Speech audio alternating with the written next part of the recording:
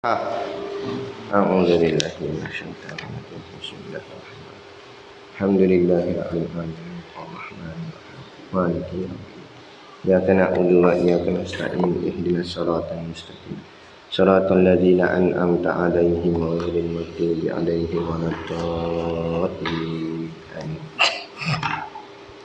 بسم الله الرحمن الرحيم الحمد لله حمدا كثيرا كما أمر أشهد أن لا إله إلا الله وحده لا شريك له وأشهد أن سيدنا محمدا عبده ورسوله اللهم صل وسلم على سيدنا محمد وعلى آله وصحبه أجمعين سبحانك لا علم لنا إلا ما علمتنا إنك أنت العليم الحكيم رب اشرح لي صدري ويسر لي أمري واحلل عقدة من لساني يفقه قولي ولا حول ولا قوة إلا بالله العلي العظيم أما بعد. Muka surat yang ke-6, qala al-muallifu rahimahullahu ta'ala wa nafa'ana wa iyyakum bi ulumihi fid dharaini amin ya rabbal alamin. Kata pengarang kitab, kelima, qiyamuhu ta'ala binafsihi, artinya berdiri Allah Ta'ala dengan sendirinya, iaitu bahawasa Allah Ta'ala itu tiada berkehendak kepada zat yang menempati Allah Ta'ala pada zat, maka bukan Allah Ta'ala itu arad yang menempati ia pada jauhar seperti menempati sifat putih pada jauhar kapas, dan tiada pula Allah Ta'ala itu berkehendak kepada mereka yang menjadikan dia, bahkan ia yang menjadikan segala perkara. Mustahil lawannya, iaitu berkehendak kepada zat atau kepada yang menjadikan dia. Dan dalil berdiri Allah Ta'ala dengan sendirinya, bahawasanya jikalau tiada berdiri ia dengan sendirinya, hanya berkehendak kepada zat, nescaya adalah ia sifat bagi zat itu, dan keadaannya sifat itu mustahil, kerana telah sabit bersifatnya dengan beberapa sifat, dan sifat tiada bersifat atau jikalau tiada berdiri Allah Ta'ala dengan sendirinya, hanya berkehendak ia kepada yang menjadikan, nescaya adalah ia baharu, dan baharunya itu mustahil kerana telah sabit sedianya, maka sabitlah berdirinya dengan sendiri, dengan makna terkayanya daripada zat dan daripada yang menjadikan, tiada dengan makna terbetul perdiriannya dengan ketiadaan seorang membangkit akan dia, kerana demikian itu mustahil, kerana menyerupai dengan makhluk. Keenam wahdaniyah. Apa yang tu? Panjang juga. Sambung lagi sifat kelima, qiyamuhu ta'ala binafsihi. Ni kita tambahkan, tingkatkan lagi kefahaman kita. Kita ngaji dah ni, kita tambahkan lagi. Lain kitab, lain cara hurai. Jadi kita tengok cara hurai itu lagi bertambah kefahaman kita. Artinya berdiri Allah Ta'ala dengan sendirinya. Itu kita tahu dah. Maknanya qiyamuhu ta'ala binafsihi itu artinya Allah berdiri dengan sendirinya, iaitu maksud berdiri dengan sendirinya itu bahawasa Allah Ta'ala itu tiada berkehendak kepada zat. Macam ingat balik sifat qiyamuhu ta'ala binafsihi, dua tafsirannya ataupun dua kefahaman dan maknanya itu, iaitu yang pertama nak menyatakan bahawa Allah itu bukan sifat, tapi Allah itu zat. Kerana yang memerlukan tempat berdiri itu ialah sifat, zat tidak memerlukan tempat berdiri. Yang kedua, Allah tak memerlukan apa-apa pun untuk menjadikan zatnya ataupun menjadikan dirinya. Itu dua tu. Jadi penerangan Syekh ni, Syekh Wan Ahmad ni dalam kitab kita Unwanul Falah ni macam mana? Dia kata maknanya itu bahawa Allah Ta'ala itu tiada berkehendak kepada zat. Allah tak perlukan zat yang menempati Allah Ta'ala pada zat. Allah tak perlukan zat, Allah tak berkehendak kepada zat untuk menempatikan Allah Ta'ala. Maksud menempati itu menempatkan dia. Allah tak perlu nak ditempatkan dia atas zat, sebab Allah tu zat. Yang memerlukan tempat zat ni adalah sifat. Jelas dah? Itu maksud dia. Maka bukan Allah Ta'ala itu arat. Allah bukan arat. Arat tu apa dia? Kita belajar dari tu. Apa tu arat? Arat tu sifat bagi makhluk. Jadi kalau arat, dia perlu berdiri kepada zat, ataupun kita panggil juga jirim, kan? Jadi dia kata sini Allah bukan arat. Kalau Allah arat, barulah perlu berdiri kepada zat. Tapi Allah bukan arat. Bila bukan arat, tak perlulah berdiri pada zat. Itu maksud dia. Yang menempati ia pada jauhar. Arat tu dia memerlukan tempat untuk dia nak berdiri, iaitu jauhar. Jauhar tu nama lain bagi jirim. Seperti menempati sifat putih pada jauhar. Dia buat contoh macam putih. Putih tu sifat. Jadi putih tak boleh berdiri sendiri. Putih kena berdiri atas jirim ataupun zat sesuatu tu. Yang dia buat, dia pakai nama sini jauhar. Sama je. Jauhar dengan jirim tu sama. Jadi dia buat contoh putih tadi perlu berdiri atas jauhar, baru boleh putih tu berdiri. Jadi Allah tak gitu. Maknanya bila Allah tak gitu, Allah tak perlu berdiri atas jauhar, Allah tak perlu berdiri atas zat, Allah tak perlu berdiri atas jirim ke apa ke, tak kisahlah apa nama pun. Kerana Allah berdiri dengan sendirinya. Itu maksud dia. Dan tiada pula Allah Ta'ala itu berkehendak kepada mereka yang menjadikan dia. Itu makna yang kedua.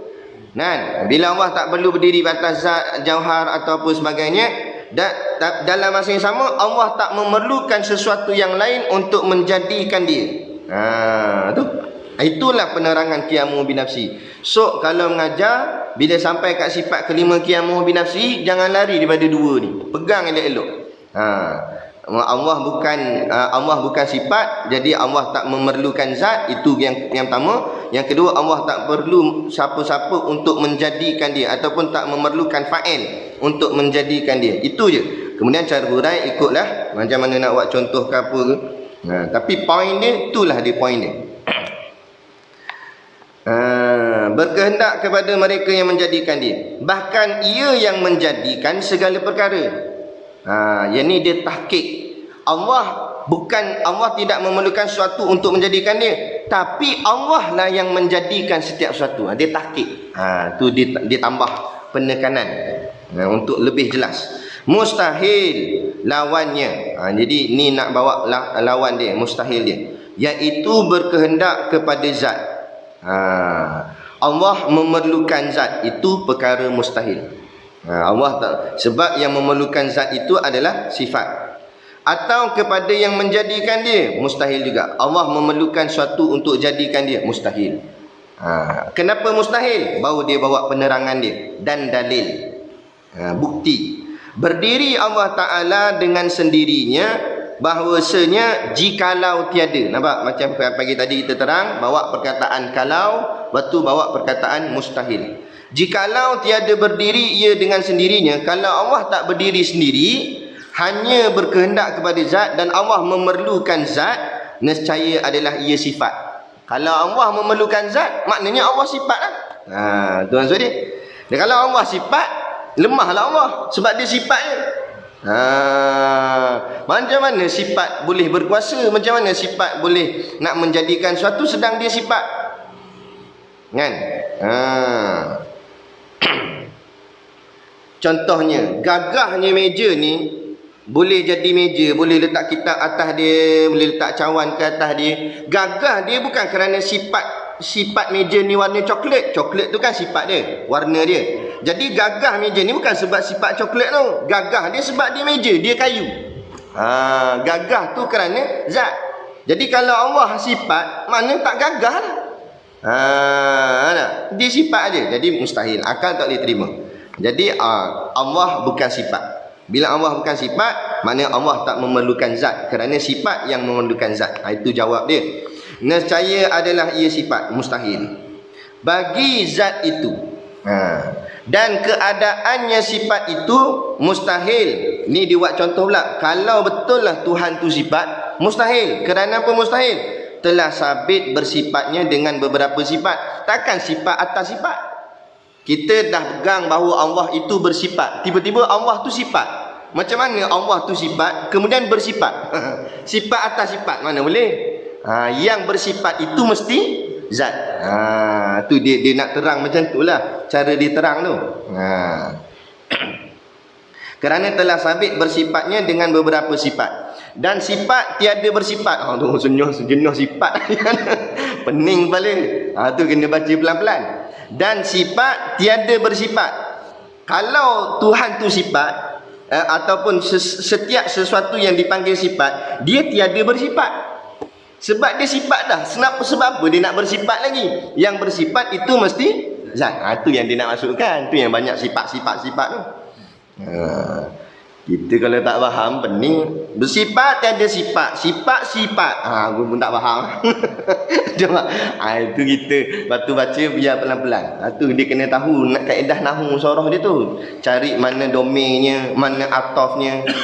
Supaya nampak tang mana ayat tu, koma dia tang mana. Dan sifat tiada bersifat. Tu. Atau dia buat atau lagi. Dia buat contoh lain pula. Jikalau tiada berdiri Allah Ta'ala dengan sendirinya. Kalau Allah tak berdiri sendiri, yang ni dia buat contoh yang kedua. Tadi yang pertama tu, yang nak mengatakan bahawa Allah bukan sifat, Allah tu zat. Ini yang kedua, yang ni Allah memerlukan zat yang lain untuk jadikan dia. Dia nak sangkal yang tu. Jadi dia buat contohnya.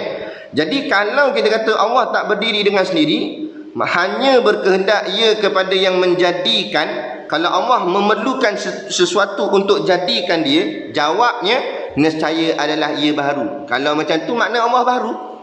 Sebab setiap baharu itu dijadikan. Kalau Allah berhajat kepada sesuatu untuk menjadikan dia, maknanya Allah baharu juga. Tu maksud dia. Apa makna baharu? Berubah-ubah. Kemudian dia terang pula, dan baharu itu mustahil. Mustahil nak kata Allah tu baharu. Kerana apa mustahil? Kerana telah sabit sedianya. Sedianya sini makna kidam. Kerana kita telah tetapkan Allah itu kidam. Apa makna kidam? Tak ada permulaan. Jadi kalau kita kata Allah baharu, maknanya Allah ada permulaan. Sebab setiap yang baharu itu berubah-ubah. Makna berubah-ubah itu daripada tak ada kepada ada. Sedangkan Allah bukan daripada tak ada kepada ada. Allah ada dengan adanya, tanpa didahului dengan tiada. Jadi mustahil mengatakan bahawa Tuhan itu baharu. Kerana apa? Kerana kita telah menetapkan Allah itu kidam, yakni sedianya. Maka sabitlah berdirinya dengan sendiri. Maka barulah iktikad kita mantap, pegang kemas sebab dalil kita kuat. Barulah kita yakin bahawa Allah itu qiyamuhu binafsihi. Allah itu berdiri dengan sendirinya. Berapa boleh kata Allah berdiri dengan sendirinya? Yang kita hurai-hurai panjang-panjang tadi tu. Nak hurai balik letih lah. Faham yang itu. Dia maknanya dia cari jawapan last sekali. Dia korek last sekali baru dia buktikan. Macam tu. Dengan sendiri, dengan makna terkaya. Apa makna terkaya? Itu kita dah terang dah. Kalau baca kitab lama berkait dengan soal akidah, bab tauhid, jumpa perkataan Allah terkaya. Apa makna terkaya? Maknanya tidak memerlukan apa-apa. Tu maksud terkaya. Bukan kaya yang kita faham kehidupan duniawi kita ni. Tu kaya tu banyak duit. Tu bukan.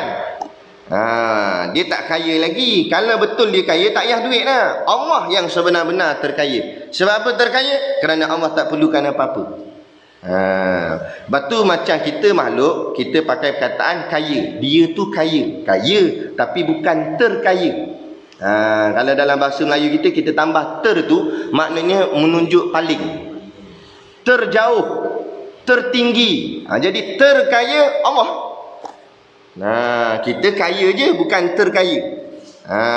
Terkaya Allah. Kerana apa? Tak memerlukan apa-apa. Terkayanya daripada zat. Maksudnya Allah tidak memerlukan zat. Tu maksud dia. Terkaya daripada zat. Dan daripada yang menjadikan.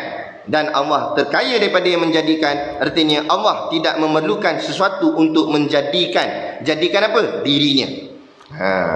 Tiada dengan makna terbetul perdiriannya. Bukan makna dengan berbetulan perdiriannya.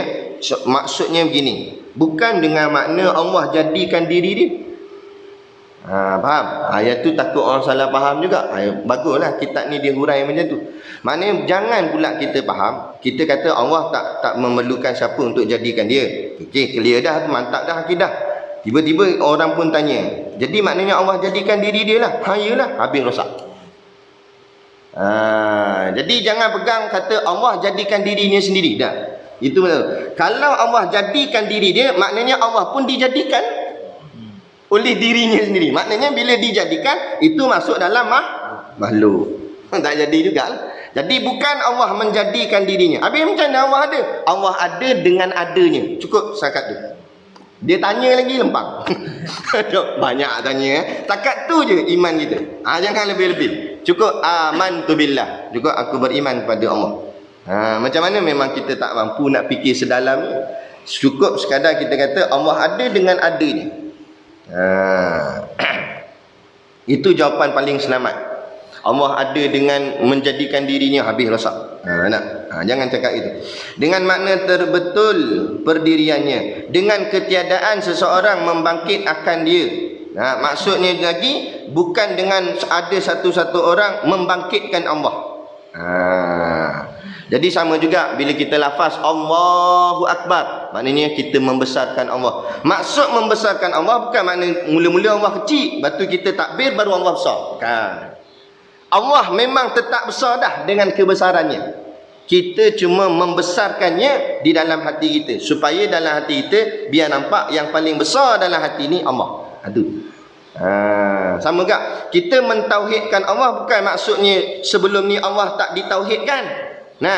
Tapi mentauhid Allah memang sudah tauhid, Allah memang sudah esa, Allah memang sudah tunggal. Tapi kita menunggalkan, mengesakan Allah, mentauhidkan Allah itu dari sudut hati kita. Kerana hati kita belum lagi bulat mengesakan Allah, maka kita mengaji ni tujuan untuk membulatkan hati kita, biar nampak Allah saja dalam matlamat kehidupan kita. Itu maksud dia. Macam makhluk lain, Perdana Menteri, kita undi dia. Saya mengundi dia. Maksud mengundi dia, kalau kita tak undi, dia tak dapat. Dengan sebab kita undi baru dia dapat. Itu makhluk. Ada pun Allah, mu esakan Allah ke, mu takbirkan Allah ke, mu tasbihkan Allah ke, mu tanzihkan Allah ke, atau mu tak buat, Allah tetap mulia, Allah tetap tanzih, Allah tetap besar, Allah tetap agung, semua Allah tetap. Walaupun tak ada seorang manusia pun membesarkan Allah. Contoh. Itu maksud dia. Itu maksud Allah tak memerlukan apa tadi tu. Tak ada dengan ketiadaan seorang membangkit akan dia. Kerana demikian itu mustahil. Kerana ianya mustahil. Kalau Allah memerlukan orang untuk nak besarkan dia, untuk mengagungkan dia, untuk memuliakan dia, maknanya Allah pun lemah lah mula-mula. Bila orang mulia baru dia jadi mulia. Dah. Macam kita dimuliakan, kerana asal kita hina juga. Kemudian bila orang mulia baru jadi mulia. Kalau tak ada siapa mulia, hina juga kita. Macam itulah.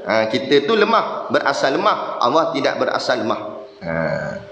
Bila tak berasal lemah, tak berhajat kepada sesuatu untuk meninggikan dia. Kerana dia sudah tinggi. Kerana menyerupai. Contohnya macam ni lah. Orang tu memang badan dia tinggi, dia tak perlu kepada siapa-siapa untuk nak kata dia tinggi, sebab dia memang tinggi dah. Betul tak? Dia tinggi, lepas tu dia kata, pujilah aku tinggi. Kalau orang tak puji pun memang dia tinggi dah kan? Jadi dia tak berhajat. Orang nak puji, pujilah. Orang nak kata tingginya dia. Orang tak kata, kalau orang tu kata pendek pun, dia jadi pendek tak? Dia tetap tinggi. Cuma dia pandang bodoh lah. Bodoh, aku tinggi kata pendek. Macam tu je lah. Sama macam hari ni. Nah, bila Allah tu besar, Allah tu hebat, Allah tu agung, tiba-tiba ada orang memperkecilkan Tuhan. Ada orang memperendah-rendahkan Tuhan. Apa Tuhan pandang pada dia? Aku hebat, aku agung, tiba-tiba mengkecilkan aku. Sikit aku tak heran. Macam tu. Macam orang yang badan dia tinggi tadi tu lah. Orang kata dia pendek pun dia tak heran sebab memang badan dia tinggi. Nak kisah dia. Orang kaya, duit banyak, kereta mewah-mewah, rumah banglo besar. Lepas tu orang kata dia miskin. Dia buat kisah dia. Lantak 100 kali hang kata aku miskin pun aku memang kaya. Dah. Macam tu. Nampak kebodohan je lah. Sebab tu dipanggil jahil. Dia tak nampak Tuhan maha kaya. Dia tak nampak Tuhan tu maha hebat. Dia tak nampak Tuhan tu maha agung. Tapi dia nampak makhluk hebat. Tu panggil jahil. Tu panggil bodoh. Macam tadi lah. Orang tu kaya, dia kata miskin. Bodoh lah. Macam tu. Tu panggil jahiliah tu. Kerana demikian itu mustahil. Kerana menyerupai dengan makhluk. Kerana kalau Tuhan itu jadi baharu atau memerlukan sesuatu untuk tolong dia, bangkitkan dia ke, membesarkan dia, mengagungkan dia, maka Tuhan itu menyerupai makhluk. Kerana makhluk memerlukan seorang untuk sokong dia, untuk puji dia, untuk angkat dia, kan? Untuk hidupkan dia dan sebagainya. Itu makhluk. Jadi Tuhan tak begitu. Kalau Tuhan begitu, mana Tuhan sama dengan makhluk, maka mustahil, akal tak boleh terima. Kita berhenti dekat situ. Sambung nanti ke-6, wahdaniyah. Itu kitab Unwanul Falah. Ini kita sambung Kifayatul Muhtaj. Qala al-muallifu rahimahullahu ta'ala wa nafa'ana wa iyyakum bi ulumihi fid dharaini amin ya rabbal alamin. Kata pengarang kitab, berhenti kat mana tadi? Dan tiba-tiba adalah pada asalnya 4 sungai pula kan? Dan adalah pada cawang ni bukan yang tu. Ni. Dan tiba-tiba adalah pada asalnya 4 sungai pula. Bila dia sebut pula, maknanya 4 sungai yang lain pula. Bukan yang kita baca pagi tadi tu. Yang ni lain pula. Ada pula sungai lain pula. Jadi 4 sungai pula. 2 sungai tersembunyi dan 2 sungai nyata. 4 sungai lain pula ni. 4 sungai ni. 2 sungai ni nyata, maksud nyata boleh dilihat.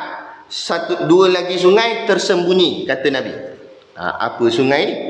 Maka sabda Nabi kata, apa sungai ini ya Jibril? Wahai Jibril, ni sungai apa? Maka katanya, ada pun 2 sungai yang tersembunyi itu, maka iaitu 2 sungai di dalam syurga. Dia ada 4 sungai, 2 nyata, 2 tersembunyi. 2 sungai yang tersembunyi itu, kata Nabi, itulah sungai yang di dalam syurga. Satu namanya Salsabil dan satu lagi namanya Zanjabil. Kalau insya-Allah Allah takdirkan kita ahli syurga, dapatlah kita bertemu dengan 2 sungai ini. Satu namanya Salsabil, satu lagi namanya Zanjabil. Okey. Sungai itu. Maka di sungai yang zahir itu, sungai zahir maknanya sungai yang nampak, sungai yang nyata tadi. Tadi yang Salsabil dengan Zanjabil ni sungai tersembunyi. Kenapa tersembunyi? Sebab dalam syurga kita mana boleh nampak lagi syurga, maka dia tersembunyi. Adapun sungai yang nyata, sungai yang memang boleh nampak, tak payah kata Nabi, kan kita nampak. Apa dia? Iaitu sungai Nil dan Furat. Tahu sungai Nil dengan Furat? Dekat apa nama atas sana, kat tanah Arab tu. Ada dia jadi 2 cabang. Satu sungai Nil, satu namanya sungai Furat. Search lah kat Google. Sungai Nil dengan sungai Furat.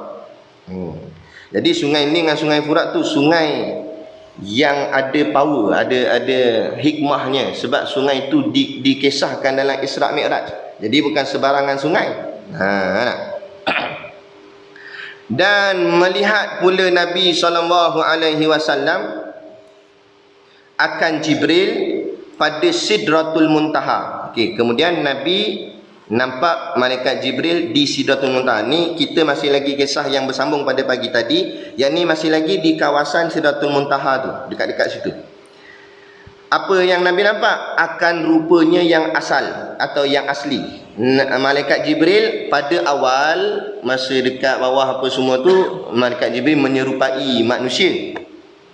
Tapi bila sampai kat Sidratul Muntaha ni, malaikat Jibril tukar rupa dia, rupa asli, rupanya yang sebenar. Masa tu Nabi melihat. Sebab tu dalam riwayat Nabi melihat rupa malaikat Jibril yang sebenar 2 kali. Satu semasa penerimaan wahyu, yang kedua masa di Sidratul Muntaha. Dalam suratul Najmi ada sebut. Dan adalah baginya 600 sayapnya. Malaikat Jibril ada 600 sayap, 300 kanan, 300 kiri. Dan satu-satu sayapnya memenuhi akan alam ini. Setiap satu sayapnya kalau dibuka satu je, bukan semua, satu je. Buka satu, tutup alam, bukan tutup bumi je. Bumi bukan alam je. Bumi ni sebahagian alam. Alam ni luas lagi. Galaksi, segala planet tu panggil alam. Jadi kalau malaikat Jibril buka satu sayap, alam semua tutup. Bukan zakat bumi, matahari ke apa, galaksi, planet semua tutup habis. Maknanya besar sungguh malaikat Jibril itu. Kalau dah sayap dia besar tu, badan lagi besar lah. Memenuhi akan alam ini. Dan bertaburan daripada sayapnya barang yang mengherankan. Maksudnya bila malaikat Jibril berkepak sayapnya, dia akan macam ada satu benda-benda jatuh daripada sayap ni. Benda yang jatuh tu mengherankan. Maksud mengherankan sini, mentakjubkan. Bila kita tengok tu tengah-tengah, wah, macam tu. Itu maksud mengherankan tu. Hebat. Sebab bendanya cantik. Macam mana orang alam?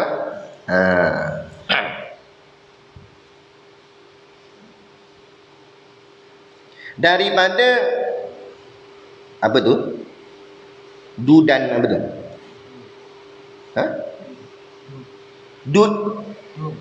Dur. Daripada dur dan yakut. Dur tu apa? Mutiara lah kot, permata. Daripada permata dan yakut. Maknanya bila dia kepak sayap dia, yang jatuh tu dur dan yakut, permata-permata. Bersinar lawa, cantik. Kemudian maka masuk pula Nabi SAW dan Jibril ke dalam syurga. Okey, masa itulah Nabi pergi melawat syurga. Masuk dalam syurga. Bukan tengok daripada luar je. Masuk dalam siap. Maka melihat di dalamnya barang yang tiada pernah dilihat oleh mata. Apa yang Nabi nampak dalam syurga tu tak pernah nampak masa kat dunia ni. Maknanya macam mana pun kita bayang cerita syurga ni, kita takkan mampu melihatnya dengan kenyataan sebenar.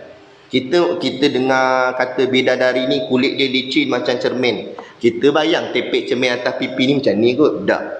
Lebih hebat daripada tu lagi. Giginya bersinar sehingga kalau bidadari tu senyum, cahaya matahari jadi malap kerana sinaran giginya lebih terang daripada sinaran matahari. Kita pun bayang, terang sangat, sakit mata. Kita bayang gitu. Tak sebenarnya.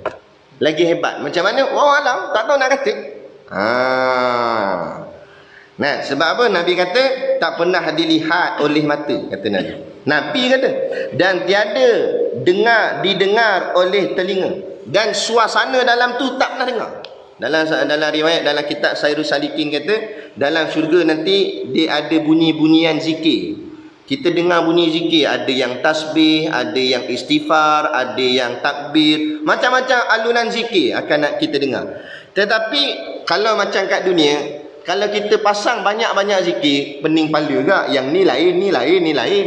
Tapi dalam tu dia jadi tenang. Padahal macam-macam alunan. Tapi dia jadi tenang. Macam mana? Wallahu alam. Tak dapat. Tiada didengar oleh telinga. Tak pernah dengar suasana dia. Dan tiada terlintas oleh hati.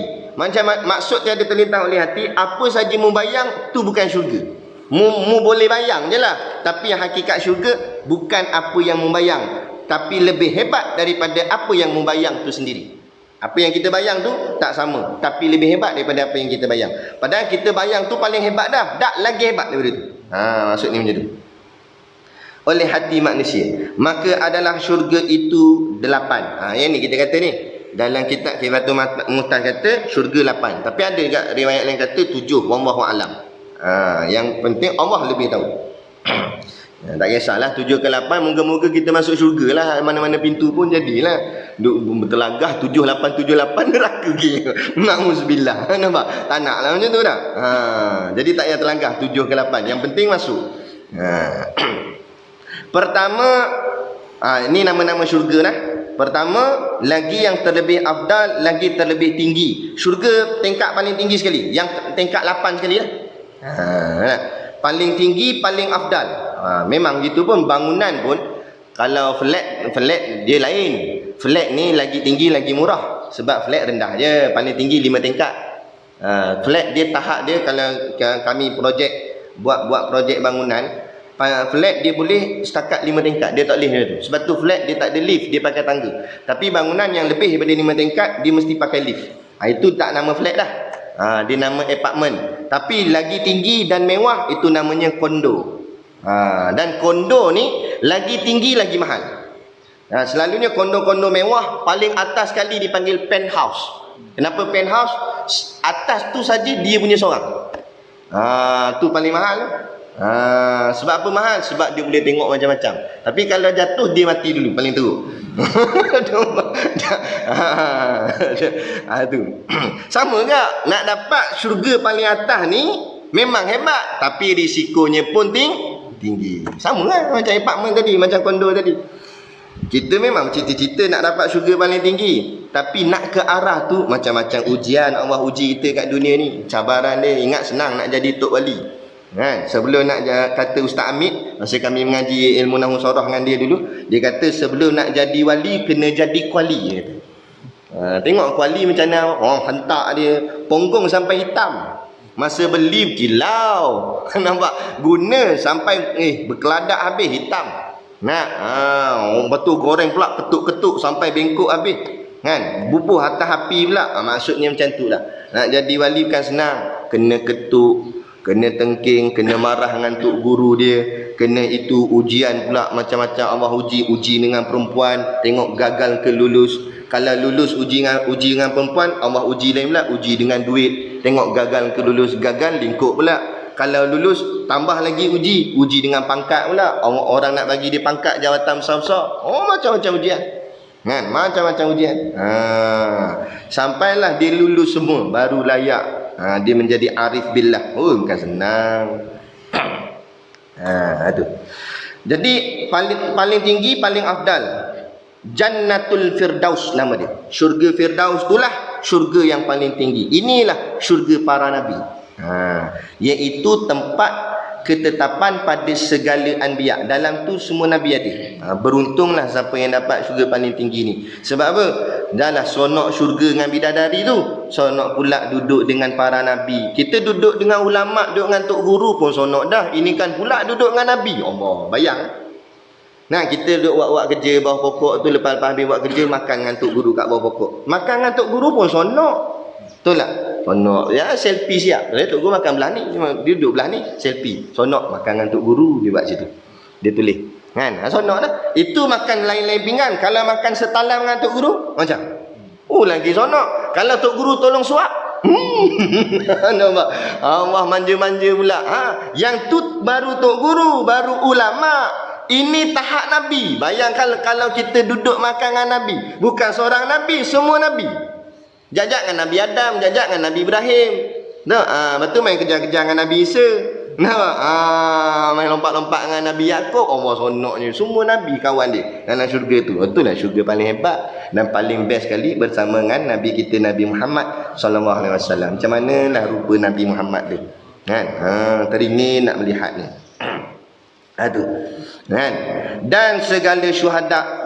Tak cukup dengan syurga tu para nabi, geng syuhada dalam tu juga. Allah, para pejuang. Jumpa Saidina Umar, jumpa Saidina Abbas, Saidina Hamzah yang gugur-gugur syahid tu, kita jumpa semua. Jenis berani-beraninya. Allah sonoknya.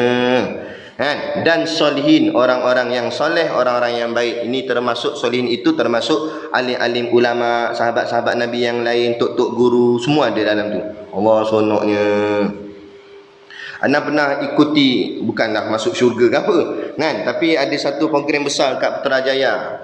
Dia buat program besar-besaran. Dia panggil habis semua habaib daripada Yaman, Indonesia, semua habaib turun. Tak, bila habaib turun, ulama lain pun semua turun. Kita pergi tu berkemutih semua. Dekat Masjid Besi dia buat masa tu. Dia buat 2 kali. Anda dapat sempat pergi 2 kali. Satu di Al-Ustaz Kedah, satu lagi di Masjid Besi. Yang Al-Ustaz Kedah tu Habib Umar sendiri turun. Yang di Masjid Besi Putrajaya tu Habib Ali Al-Jufri. Tapi suasananya ya Allah, semayang sampai rapat-rapat sebab semua penuh, manusia penuh. Yang cantiknya tu semua pakai putih. Tak ada pakai jubah colour lain, semua putih. Allah. Jalan sikit jumpa ustaz ni, jalan sikit jumpa tok guru ni. Allah, sonoknya. Jenuh salam, ustaz, tok guru, ulama ni. Oh, sonok. Nah, kita suasana macam tu pun kita dah terasa sonok. Bayangkan duduk dalam syurga penuh dengan nabi, penuh dengan syuhada, penuh dengan solihin. Allahu akbar. Ni cita-cita tertinggi. Lepas tu kejayaan seseorang bukan dengan memakai kereta mewah. Kejayaan seseorang bukan dengan rumahnya besar. Kejayaan seseorang boleh masuk di dalam syurga Firdaus. Itulah kejayaan yang paling hebat. Walaupun dia hidup miskin. Kedua, Jannatul Adnan. Dari sini Jannatul Adnan tidak dibicarakan keadaan dia, hanya bicara tentang Jannatul Firdaus kerana ia yang paling hebat. Jadi maknanya bila ke bawah-bawah tu dia kurang sikit lah, kurang bahagian apa wallahu alam. Tapi maknanya yang paling atas tu paling hebat. Ketiga, Jannatul Khulud ataupun Khuldi. Nama dia Jannatul Khuldi. Keempat, Jannatul Naim. Ni syurga Naim. Yang kelima, Jannatul Salam, syurga As-Salam. Yang keenam, Jannatul Ma'wa. Yang ketujuh, Jannatul Jalal. Yang ke-8 bawah sekali ni, Jannatul Maqam wal Qarar. Kalau tak lipi sangat pun yang 8 pun jadi lah ya. Kan? Daripada tak masuk langsung lagi nanya tak? Tapi seboleh-bolehnya kita cubalah bersaing untuk duduk di syurga yang pertama. Kan? Jannatul Firdaus tu. Tapi kalau tak boleh nak pergi sangat, tak apalah, 8 pun jadilah. Nampak, daripada masuk neraka lagi teruk. Kan? Maka adalah Jannatul Firdaus itu daripada emas. Ni dia cerita Jannatul Firdaus. Syurga Firdaus emas. Dalam dia semua emas. Pintunya emas. Semua emas. Dalam tu ada katil. Kata Tok Guru, baca dalam kitab mana? Sadul Salikin rasanya. Penuh dengan katil. Katil-katil emas. Sebab apa? Diletakkan katil ni apa? Tak letak lain. Sofa ke apa dia. Kerana katil ni lambang kemewahan. Macam raja-raja. Maknanya kata relax. Katil ni lambang relax. Maknanya kita kerja tak payah buat, tak ada buat apa. Tak ada nak jaga lembu dah, tak ada nak jaga kambing. Tak ada nak main kubota dah, tak ada. Letih-letih lah tu. Ni duduk dalam tu, baring je atas katil tu. Ada orang urut bidadari, sini bang, sini. Urut habis, ketiak-ketiak urut. Nampak? Orang bagi makan anggur. Macam raja-raja. Allah hebatnya. Tak teringin ke kita? Tapi nak senang akhirat, kena susah dunia. Allah itu adil. Kalau dunia sudah senang-senang maksudnya Islam kena apa-apa buat senyap, buat tak kisah, buat tak peduli. Aku malah nak gaduh-gaduh, aku malah nak bicara-bicara. Janji hidup aku senang sudah. Dia nak senang-senang dunia, maka akhiratnya akan jadi susah. Dia begitu. Kalau tapi siapa yang dunianya bersusah-susah untuk agama, bukan susah buat benda lain, bukan susah dunia, bukan susah nak cari kerja, bukan, tapi susah dalam agama, menegakkan agama, mempertahankan agama, memperjuangkan agama. Ghalibnya bila dia susah dunia, maka senang akhirat. Bila senang akhirat, senang macam tu lah. Duduk saja dalam syurga tu. Sonok aja dalam tu. Tak ada benda yang menduka citakan. Tak ada siapa menangis dalam syurga. Sebab semuanya seronok, gelak saja. Dan Jannatul Adnan itu daripada Qasbul Jannah. Qasbul ni pun kata ulama sejenis macam mutiara lah. Mutiara yang berkilau macam mana wallahu alam. Dan Jannatul Khuldi Atau khulud itu daripada marjan. Marjan pun sejenis mutiara juga. Dan jannatul naim itu daripada perak. Kurang sikit lah, makin ke bawah makin kurang sikit. Perak pun okey dah. Dan jannatul ma'wa itu daripada zabarjat. Zabarjat ni warnanya kehijauan. Warna dia macam permata. Yang hijau, nampak dia kata hijau. Dan jannatul salam itu daripada yakut yang merah. Yakut ni warna dia merah. Jannatul salam. Dan jannatul jalal itu daripada lu'lu' yang putih. Lu'lu' ni mutiara yang berwarna putih. Macam mana? Wallahu alam, susah nak kata. Dan jannatul maqam wal qarar itu daripada kasturi yang harum. Jannatul maqam wal qarar dia adalah daripada kasturi. Maknanya masuknya pun wangi sangat. Sonok yang harum. Maka tiba-tiba adalah di dalamnya beberapa kubah lu'lu' yang berongga. Jadi dalam syurga tu nanti atas dia ada kubah. Apa tu? Seni bina Islam tu dibuat masjid bentuk kubah. Kerana ambil daripada hadis-hadis yang menceritakan tentang perihal syurga. Dalam syurga ada kubah. Dan kubah tu diperbuat daripada lu'lu' mutiara yang berwarna putih dan dia berongga-rongga. Maknanya berlubang-lubang. Macam mana? Wallahu alam. Tapi cantik lah. Macam mana tak dapat nak digambarkan. Lu'lu' yang berlubang, yang berongga.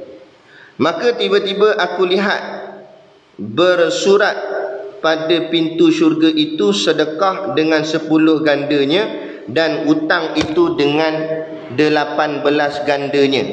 Maka sabdanya, betapa kelakuan ini ya Jibril. Okey, baik. Ni cerita dia. Bila Nabi melawat syurga, Nabi lawat ke 88 syurga. Kemudian Nabi tengok pada pintu syurga itu ada tertulis sesuatu perkataan. Apa yang ditulis? Tulisan itu menulis bahawa sedekah itu mendapat 10 ganda. Di pintu tu dia tulis macam tu. Sedekah dapat 10 ganda. Dan hutang dapat 18 ganda. Saya ulang, di pintu syurga tu tertulis sedekah 10 ganda, hutang 18 ganda. Apa maknanya? Tak payah kata kita tak faham, Nabi pun tak faham. Tu yang Nabi tanya. Nabi tanya kepada malaikat Jibril, betapa kelakuan ini ya Jibril? Apa maknanya ini? Macam itulah maksud dia. Jawab Jibril, memberi hutang terlebih afdal daripada memberi sedekah, kata Jibril. Maksudnya situ, bagi hutang lebih baik daripada bagi sedekah. Faham tak makna dia? Maknanya, kata Tok Guru Siddiq Nur masa kami mengaji kitab ni, kita bagi duit ke orang yang nak berhutang itu lebih afdal daripada kita bagi duit kepada orang yang kita nak sedekah pada dia. Kenapa? Kerana orang yang berhutang dengan bersedekah, orang berhutang itu lebih nak memerlukan duit banding orang yang menerima sedekah. Orang yang menerima sedekah, dia susah, tapi dia tak sampai tahap nak minta. Orang nak bagi, dia terimalah. Sedekah orang bagi, dia terima. Adapun orang yang nak berhutang ni, kerana dia sangat perlukan duit tu, sebab tu dia sampai tahap nak minta hutang, sampai nak minta untuk berhutang. Mat bagi duit mat, ataupun aku hutang hang lah. Sebab apa dia nak sampai tahap hutang? Sebab dia nak sangat pakai. Tapi atas tujuan lah hutang. Sebab apa? Nak tambah kereta yang kedua, itu tak payah. Itu buat apa? Ini macam contoh dia susah. Sampai tak ada benda nak makan kat rumah. Jadi dia minta duit kat orang, dia kata saya hutang awak lah. Nanti ada duit saya bayar balik. Itu lebih afdal. Dan lebih afdal orang yang berhutang itu kerana niat hatinya untuk bayar balik, berbanding orang yang sedekah, orang yang menerima sedekah. Orang menerima sedekah, adakah dia nak bayar balik sedekah? Apa dah bagi, ambil je lah. Betul tak? Kita kata kita susah, orang pun sedekah kat kita, kita terima je lah. Berbanding satu lagi orang yang susah juga, tetapi dia minta duit kat orang dan dia niat hati nak bayar balik. Betapa baiknya hati dia tu. Nampak? Sebab tu orang berhutang termasuk dalam asnaf zakat. Sebab dia orang yang sangat memerlukan. Jadi kiasnya maksud ayat tu, bantu orang yang lebih memerlukan lebih baik daripada orang yang sekadar memerlukan. Itu maksud dia. Sebab orang hutang tu lebih memerlukan daripada orang yang setakat menerima sedekah. Jadi kalau kita nak tolong orang, carilah yang betul-betul sangat memerlukan. Bukan kadar-kadar biasa saja. Itu lebih lagi orang yang kita tolong itu lagi orang yang sangat-sangat memerlukan, lebih besar pahala dia berbanding dengan orang yang biasa-biasa memerlukan. Maksudnya macam tu. Maka katanya, kerana ni malaikat Jibril huraikanlah, maka katanya kerana yang meminta itu terkadang meminta ia padahal ada ia mempunyai. Contoh orang yang minta sedekah tadi, kadang-kadang dia minta tapi dia masih lagi mempunyai. Mempunyai itu maknanya dia ada lagi, cuma barang tu mungkin dah tinggal sikit, jadi dia minta lah orang bagi sedekah kan. Tetapi dan yang berhutang itu tiada ada ia berhutang melainkan kerana hajatnya. Jadi orang yang berhutang tu dia taklah nak berhutang, melainkan dia nak sangat. Kerana apa? Kerana bukan ada dah, tak ada terus barang yang dia milik, tak ada terus, maka terpaksa dia berhutang. Itu lebih memerlukan. Maka tolong orang macam ni 18 kali ganda berbanding dengan tolong orang yang susah tapi dia masih ada 10 kali ganda. Itu maksud dia. Okey. Macam Ana bolehlah nak tolong. Ana berhutang dengan BT-BTN. Kan? Kerana hajatnya adalah sungai. Habis kita berhenti situ. Kita akan sambung. Maka tiba-tiba adalah sungai. Cerita bab sungai lagi. Tak habis lagi cerita bab sungai ni. Sebelum kita tutup kitab ni sajalah kita nak tengok pemikiran kita. Kenapa bila cerita tentang syurga ni banyak diceritakan tentang sungai? Kenapa tak cerita hal lain? Sungai. Kenapa tak cerita kereta mewah ke? Kan? Tapi bandingan itu dengan bandingan sungai. Kenapa tak cerita bab rumah besar ke? Ada tak cerita bab tu, tapi kebanyakannya cerita mesti sungai. Mengalir dalam Quran macam tu tak? Tahtihal anhar, mengalir di bawahnya beberapa sungai. Kenapa sungai? Tenang je jugalah. Tapi antara hikmahnya, sungai itu menunjukkan mewah. Contohnya, kita minum air dalam syurga bukan pakai cawan dah, pakai sungai. Tak nampak kaya gila tu. Mana satu kerajaan orang paling kaya dalam dunia minum air pakai sungai? Contoh satu. Bill Gates pakai cawan lagi. Donald Trump pakai cawan lagi. Perdana Menteri Malaysia pakai cawan. Dalam syurga tak pakai cawan dah, minum dengan sungai terus. Mandi dalam tu terus. Maknanya berlambak-lambak air kita ada. Dan kalau sungai pun dah mewah sangat, bab minum pun dah mewah, tak ceritalah bab lain. Tu maknanya Allah nak tunjuk, kalau benda setakat bab minum pun aku dah tunjukkan kemewahannya. Bukan pakai cawan dah aku bagi hang sungai terus. Kalau bab minum pun dah mewah, bab lain tak payah cakap lah. Lebih daripada tu lagi lah.